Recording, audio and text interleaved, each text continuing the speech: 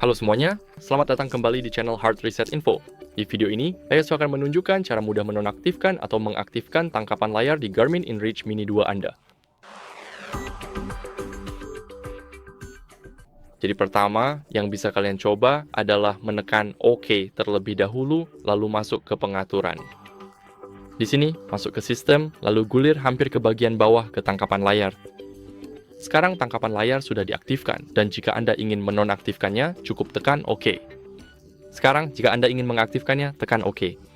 Dan untuk mengambil tangkapan layar, yang perlu kalian lakukan adalah menahan tombol atas dan tombol OK secara bersamaan. Seperti yang kalian lihat, tangkapan layar sekarang sudah diambil, dan itu saja. Terima kasih sudah menonton. Jangan lupa untuk like, subscribe, dan sampai jumpa di video berikutnya. Sampai jumpa.